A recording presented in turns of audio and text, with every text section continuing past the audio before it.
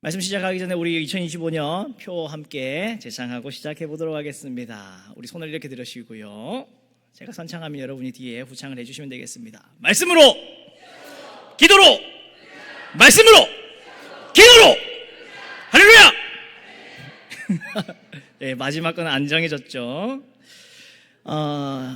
그리고 예배 시작 전에 제가 이제 계속해서 강조하려고 하는 문구가 있는데 옆에 분들을 보시면서 이렇게 한번 이야기해 보시겠습니까? 예배 시간에 울어도 되는 것은, 옆에 분 보면서 한번 따라해 주세요. 예배 시간에 울어도 되는 것은 낮이 핸드폰이 아닙니다. 다시 한 번 더요. 예배 시간에 울어도 되는 것은 낮이 핸드폰이 아닙니다. 네, 말만 따라 하시지 마시고 지금 혹시나 핸드폰이 소리로 돼 있다 생각하시는 분은 찔림을 받으시고 빨리 진동이나 무음이나 매너 모드 기타 등등의 것으로 바꿔주시면 감사하겠습니다. 네, 핸드폰 울리는 소리 때문에 우리 예배가 방해되는 건 너무 싫잖아요. 한 해가 시작이 됐는데 1월 달인데 아직 1월인데 참 세상이 어수선합니다. 그렇죠? 세상도 어수선하고 나라도 어수선하고 여러 가지로 참 어수선하게 올해가 시작이 되었습니다. 한 해의 시작부터 너무 큰 일들을 우리가 겪어가지고 벌써 한 7월 된 것 같죠? 1월인데 7월 같은 느낌을 우리가 보내고 있습니다. 날마다 뉴스에 나오는, 신문에 나오는 그러한 소식들은 우리를 기쁘게 하는 소식보다 어찌 이런 일이 있을 수 있는가 하는 그러한 소식들이 매일매일 들려오고 있습니다. 세상 사람들도 이러한 현실 앞에서 혼란스러워하고 걱정하며 격동을 하고 있는 시대를 우리가 살아가고 있습니다. 이렇게 어수선하게 시작한 한 해 속에서 어떤 말씀으로 하나님께서 우리에게 주실까 묵상하는 중에 오늘 우리가 읽었던 46편 1절 말씀으로 하나님이 참 우리에게 큰 위로를 주시기를 원합니다. 하나님은 우리의 피난처시요 힘이시니 환난 중에 만날 큰 도움이시라. 참 46편의 찬양은 재미있는 찬양입니다. 여러분, 1절과 7절과 11절이 쉽게 말하면은 요즘 우리가 부르는 찬양의 후렴구라고 생각하시면 돼요. 보통은 이제 후렴구가 1절 끝나고 나오고 2절 끝나고 나오고 3절 끝나고 나오는 게 보통이죠. 제가 지난번에 여러분과 함께 나눴던 42편, 43편이 그런 식으로 되어 있었습니다. 앞부분에 내용이 나오고 후렴구가 나오는 그러한 찬양의 형식이 되었는데 46편은 참 재밌게 시작을 해요. 어떻게 시작하냐면 후렴구부터 먼저 시작을 하거든요. 우리도 왜 찬양 부를 때, 찬양송을 할 때 후렴부터 찬양을 먼저 시작하면서 그 곡이 주는 은혜를, 그 곡이 주는 감동을 우리가 한 번 더 새롭게 받아들이곤 하지 않습니까? 그것처럼 46편도 1절과 7절과 11절의 내용이 사실은 같은 내용입니다. 여러분 읽어보시면 아시겠지만 같은 하나님 피난처 되시는 그 하나님을 찬양을 하고 있는데 변화구로 1절을 시작할 때 후렴구부터 시작을 하는 거예요. 후렴구부터 시작하고 1절, 2절 가사를 이어가고 다시 후렴구가 나오는 이러한 재밌는 구성으로 찬양을 하고 있습니다. 그만큼 이 시를 지은 시인 고라자손은 살아가고 있는 현실이 그 사람들도 우리가 지금 살아가고 있는 것과 마찬가지로 참 쉽지 않은 그러한 시기를 살았던 것 같습니다.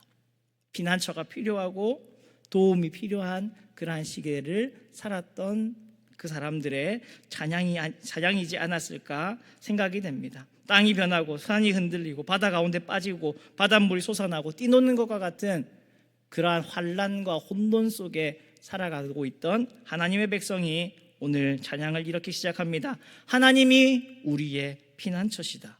하나님이 우리의 힘이시다. 하나님이 환난 중에 만날 큰 도움이시다.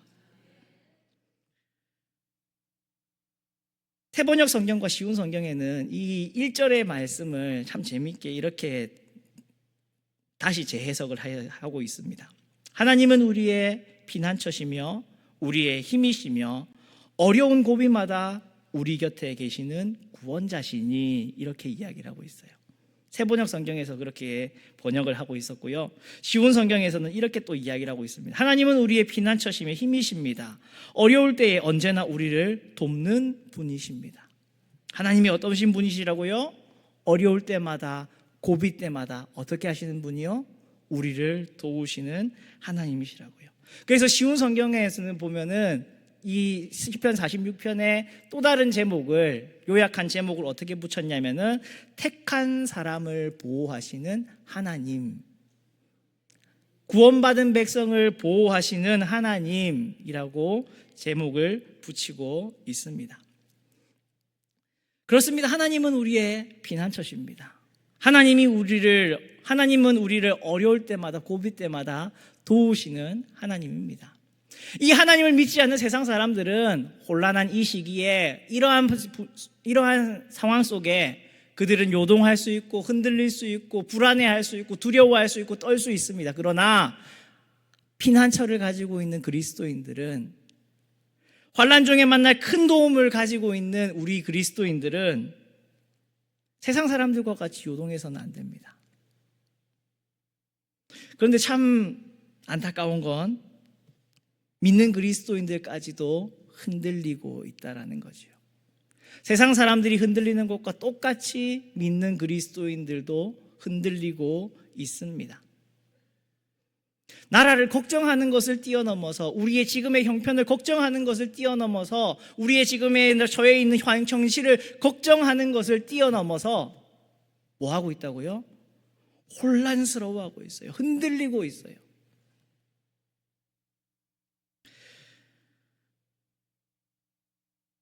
여러분, 자전거를 탈 때 자전거는 바퀴가 몇 개죠? 8개인가요? 자전거는 바퀴가 몇 개죠? 2개입니다. 아무리 우리가 자전거를 생각해봐도 이거는 안정적인 그런 탈 것이라고 생각할 수가 없어요. 왜요? 바퀴가 2개이기 때문에 어떻게 될 수밖에 없습니까? 흔들릴 수밖에 없죠. 여러분, 자전거를 처음 타고 배울 때 많이 흔들리고 많이 넘어집니다. 그런데 자전거를 탈 때요, 이 바퀴가 2개밖에 없기 때문에 흔들릴 수밖에 없기 때문에 바로 앞에만 바라보고 바로 밑에만 바라보고 흔들릴 때마다 이것을 조정하려고 하면은 자전거를 탈 수 있을까요? 없을까요? 없습니다. 자전거를 탈 때는 뭐라고 가르쳐 주냐면은 저 멀리 보고 타라라고 이야기를 하죠. 여러분, 자동차로 운전해 가시는데 자동차 운전 면허가 있으신 분 한번 손 한번 들어볼까요? 예. 면허 없으신 분 많네요. 예를 잘못 듣는 것 같은데. 자동차로 운전할 때 핸들을 바로 꼭 붙잡고 가기만 하면은 되죠? 안 되죠? 왜요? 차가 어디로 갈지를 모르니까. 그래서 우리는 핸들을 어떻게 합니까? 조금씩 이렇게 움직이면서 사실은 탑니다. 그렇죠? 그런데 처음 초보자들이 운전을 할 때 어떤 실수를 하죠? 바로 앞에 차선만 봐요. 여기 앞에만. 그래서 차가 조금 가면은 휙. 그럼 뒤에 따라가는 차가 어떤 마음인지 아십니까? 와, 빨리 앞질러 가야 되겠다라는 생각밖에 안 듭니다.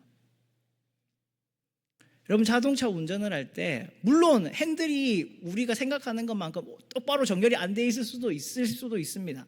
그래서 한쪽으로 쏠릴 때가 있지만 그렇다라고 해서 우리가 그때마다 휙 꺾으면 위험해요. 운전을 할 때 어떻게 하죠? 특히나 고속도로 운전할 때 여러분 어떻게 하죠? 그냥 멀리 바라보고 그냥 손을 올려놓고 가볍게 밀었다 당겼다 살살 이렇게 하는 겁니다. 그렇게 해서 가지 않습니까? 가까이 앞에 있는 것만 보면 우리는 뭐 할 수밖에 없을까요? 요동치고 흔들리고 왔다 갔다 좌충우돌할 수밖에 없는 겁니다. 여러분, 지금 어쩌면 하나님은 우리를 은혜의 고속도로 위에 올려놓으신 건지도 모릅니다.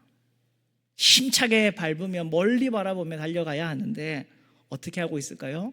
한 치 앞만 바라보면서 이리 기운다 저리 기운다 하면서 몸을 휘청휘청 거느리고 있는 것 아닌지 생각을 해보게 됩니다. 지금 우리 믿는 그리스도인들도 바로 앞에 있는 세상만 바라보며 더 멀리 있는 하나님을 바라보지 못하고 있는 것 아닌가 생각이 들게 됩니다. 어쩌면 우리 그리스도인들마저도 큰 하나님을 바라보지 못하고 세상을 더 크게 바라보고 있는 것이 아닌가 그렇게 생각이 됩니다.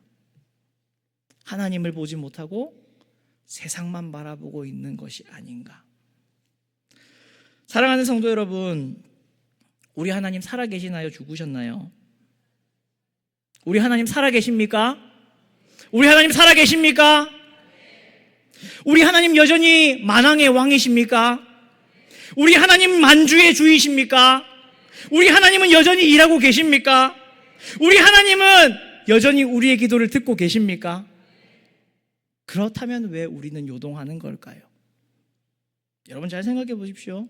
하나님은 지금도 살아계시고요. 하나님은 지금도 만왕의 왕이시고 만주의 주이시고요. 하나님은 여전히 하나님의 일을 지금도 하고 계시고요. 하나님은 지금도 여전히 우리의 기도를 듣고 계시는데 왜 하나님을 믿는 백성들이 어떠한 환경이라 하더라도 어떠한 상황이 닥쳤다고 흔들리고 좌충우돌하고 불안해하고 염려하고 근심하느냐는 겁니다. 왜 우리가 요동하는 거냐는 겁니다. 한국 60년대에 가나안 농군학교를 지은 김용기 장로님의 집무실, 자기 책상 옆에는 늘 이런 구절이 있었다고 합니다. 조국이여 안심하라. 그 믿는 그 장로님의 책상 앞에는 이 말씀이 적혀 있었어요. 조국이여 안심하라. 왜요? 내가 기도하고 있다. 기도하고 있기에 그 나라 60년대에 그렇게 못 살고 굶주리고 살아가던 조국 우리 대한민국이었지만 뭐 하라고요? 안심해라. 내가 기도하고 있고 하나님이 살아계시다. 사랑하는 성도 여러분, 우리는 정말 하나님을 믿고 있는 겁니까? 우리는 하나님을 의지하고 있는 겁니까? 하나님의 살아계심을 분명히 붙들고 있는 겁니까? 피난처이신 하나님께 우리는 기대고 있어서 염려할 것이 없는 그러한 사람들이 맞는 겁니까? 누가복음 18장 8절에 예수님의 말씀처럼 그러나 인자가 올 때에 세상에서 믿음을 보겠느냐라고 말씀하셨던 주님의 말씀처럼 정말 우리는 이 땅 가운데에서 하나님을 믿는 믿음을 보여내고 살아내고 있는 겁니까? 여러분, 하나님께서는 약속을 하셨습니다. 만군의 여호와께서 맹세하여 이르시되 내가 생각하는 것이 반드시 되며 내가 경영하는 것을 반드시 이루리라. 그 하나님의 전능하심을, 일하고 계심을 정말 우리는 믿고 있습니까? 너희가 기도할 때에 무엇이든지 믿고 구하는 것은 다 받으리라 약속하신 주님의 말씀을 정말 우리는 믿고 있는 겁니까? 그러므로 너희의 죄를 서로 고백하며 병이 낫기를 위하여 서로 기도하라. 의인의 간구는 역사하는 이미 크민이라 라고 말씀하신 이 약속의 말씀을 우리는 정말로 믿고 신뢰하고 있는 겁니까? 그 기도의 능력을 우리는 믿고 있습니까? 겨자씨만한 믿음만 가지고 있으면 저 산을 명해서 바다에 던지오라 해도 능히 이루어질 것이라고 약속하신 예수님의 그 말씀을 정말 우리는 믿고 있는 거냐고요.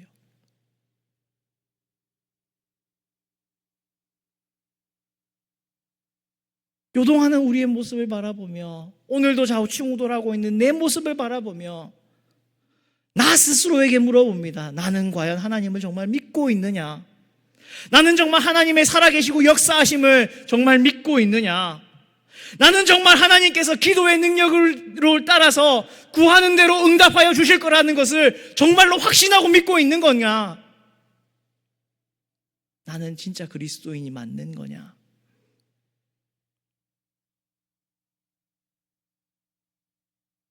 사랑하는 성도 여러분, 우리가 잘 부르는 찬양 중에 살아계신 주 하나님 독생자 예수 날 위하여 오시었네. 그 찬양의 후렴이 어떻게 되죠?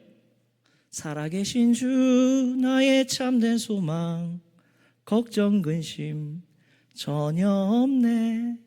사랑의 주 내 갈 길 인도하니 내 모든 삶의 기쁨 늘 충만하네. 이게 한국어로 번역이 돼가지고 사실 원래 영어 가사 그대로의 느낌이 조금 잘 안 살아요. 이 후렴 부분이 어떻게 되냐면은 이렇게 됩니다. Because he lives. Because he lives. 그가 살아 계시기 때문에 I can face tomorrow. 나는 내일을 맞이할 수 있습니다. Because he lives. 그가 살아 계시기 때문에 all fear is gone. 모든 두려움은 사라졌습니다. Because I know he holds the future. 그분이 나의 미래를 주관하시는 거라는 것을 알기 때문에 And life is worth to living just because he lives. 나의 삶은 살만한 가치가 있습니다. 그분이 살아계시다는 것, 그것만으로도. Because he lives. 하나님이 살아계시기 때문에 내일을 맞이할 수 있고 두려움이 사라지고 그 하나님이 미래를 주관하는 것을 알기 때문에 한번 살아내보자, 한번 살아보자, 하나님이 일하실 것을 바라보자 할 수 있다라는 믿음의 고백인 겁니다. 무엇 때문에요? 하나님이 살아계시기 때문에. 내 하나님이 살아계시기 때문에. 사실 우리가 살아가는 인간의 역사는 늘 하나님이 계획하신 것을 인간은 어그러뜨리고 무너뜨리고 엉망으로 만드는 것에 반복되는 역사였습니다. 하나님이 보시기에 심히 아름답게 만든 세상은 인간의 죄 때문에 허물어졌고 타락하고 오염되었고 늘 하나님께서 계획하시려고 했던 선한 계획을 사람의 생각으로 늘 망쳐왔습니다. 하나님께서 아브라함을 부르셔서 그를 약속의 아버지가 되는, 민족의 아버지가 되는 사람으로 부르려고 했지만 아브라함이 보여줬던 모습은 어땠습니까? 애굽으로 내려갔고요, 자기 아내를 누이라고 속여서 자기 목숨을 연명하려고 했고요, 하나님이 주시는 그 약속을 믿지 못하고 엘리에셀을 자기의 자기의 조카였던 롯을 자기의 후계자로 삼으려고 했습니다. 하나님의 계획은 뭐였는데요?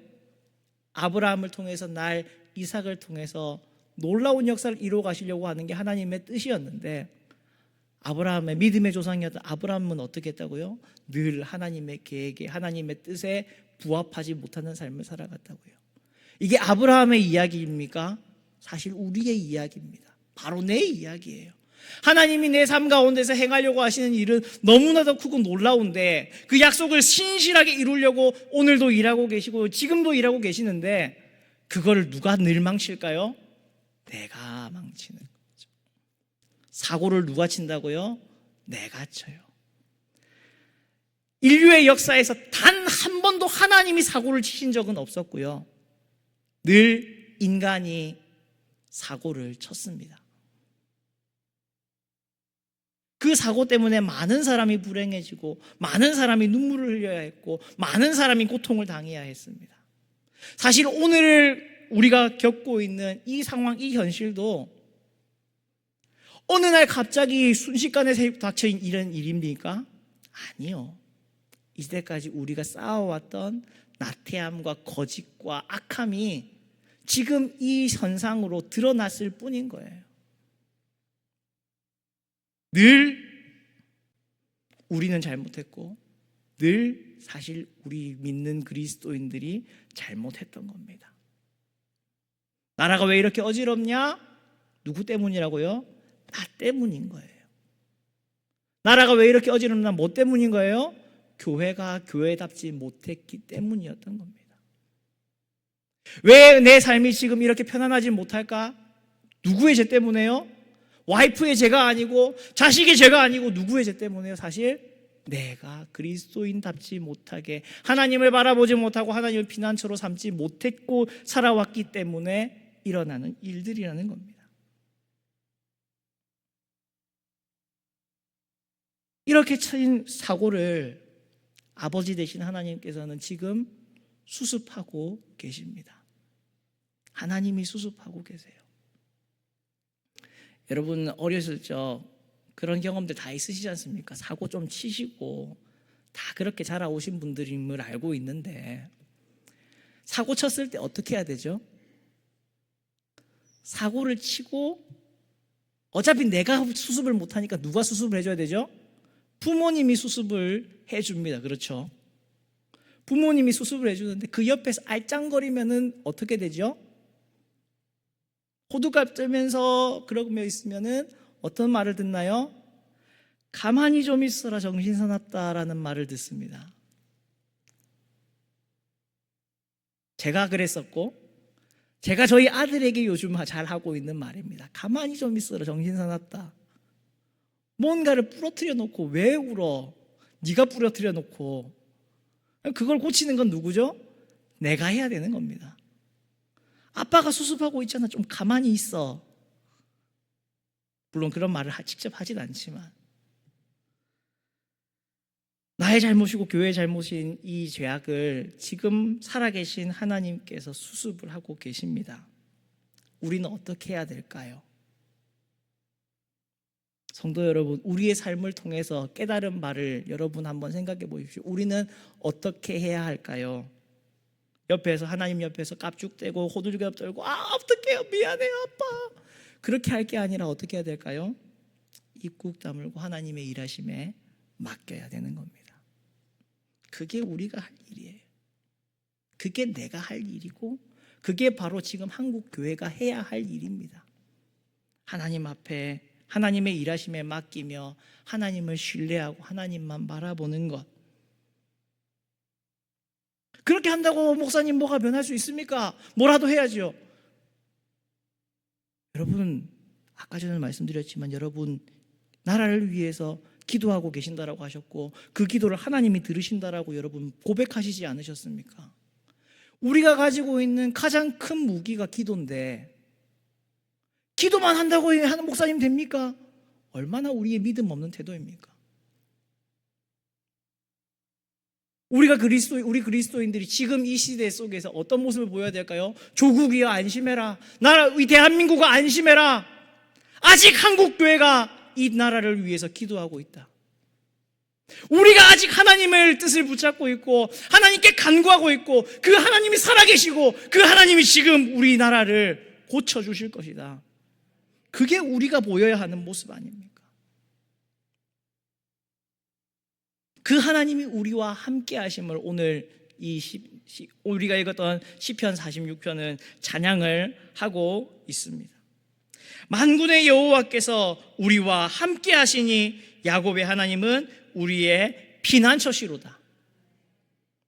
만군의 여호와께서 우리와 함께 하시니 야곱의 하나님은 우리의 피난처시로다.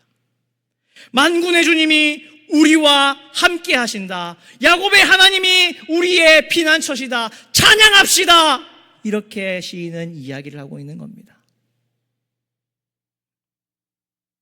이 7절과 11절에 계속 반복되고 있는 후렴구를 메시지 성경은 이렇게 나와 있습니다. 뭐라고 나와 있냐면 그냥 해석으로 바로 할게요. 영어로 읽으려고 했더니 안 되겠어요. 야곱과 레슬링을 하셨던 하나님이 우리를 위해 싸우고 계신다. 어떤 하나님이요? 야곱을 찾아오셔서 그 밤에 야복 강가에서 두려워하고 있는 야곱을 붙들고 씨름하셨던 그 하나님이, 그 레슬링을 하셨던 그 하나님이 누구를 위해 싸우고 있다고요? 나를 위해 싸우고 있다. 여러분, 그 밤에 야복 강가에서 하나님과 야곱이 레슬링을 했는데 누가 이겼나요? 야곱이 이겼다라고 우리가 생각하지만 야곱이 이겼다라고 이야기할 수 있습니까? 야곱이 이겼다라고 우리가 이야기할 수 있어요? 정확한 표현은 어떻게 해야 되냐면은 하나님이 져주신 거죠. 하나님은요 사실 한 번도 패하지 않으셨습니다. 언제부터요? 창세기 1장 1절에서부터요. 나중에 다 완성돼 계시록 마지막 절까지요. 하나님은 단 한 번도 패배하시지 않는 하나님이십니다. 다만 날이 밝으면 누가 죽어요? 야곱이 죽으니까 하나님이 저 주시는 거예요. 야곱을 위해서 저 주셨던 하나님이신 겁니다. 그 좋은 하나님이 누구를 위해서? 나를 위해서 싸우고 계신다. 단 한 번도 사실은 안 지는 하나님인데 그 하나님이 나를 위해서 싸우고 계신다. 얼마나 큰 위로입니까? 여러분 생각해 보세요. 한 번도 안 지셨다니까요. 무패의 가장 위대한 왕이, 가장 위대한 용사가 누구를 위해 싸워요? 나를 위해 싸워요. 내 기도를 듣고 계신다고요. 나와 함께 하신다고요. 그분이 내 피난처가 되어 주신다고요. 사랑하는 성도 여러분, 오늘 말씀을 정리하고 맺어볼까 합니다. 분명히 우리는 어수선한 이 시대에 살아가고 있습니다. 모두는 혼란스러워하고 두려워하고 있습니다. 그렇지만 그리스도인은 하나님의 살아계심과 하나님의 주되심과 하나님의 일하심을 믿는 사람들입니다. 그렇기에 우리도 요동하기보다는, 세상 사람들과 똑같이 요동하기보다는 우리는 이 찬양을 불렀으면 좋겠습니다. 뭐라고요? 만군의 주님이 우리와 함께 계신다. 야곱의 하나님이 우리의 피난처시다. 같이 우리 한 번 더 읽어볼까요? 시작. 만군의 주님이 우리와 함께 하신다. 야곱의 하나님이 우리의 피난처시다. 이 찬양을 우리가 부를 수 있기를 바랍니다. 이 시간에 이 말씀의 근간이 된 찬양을 우리가 함께 부르며 간단하게 우리가 기도했으면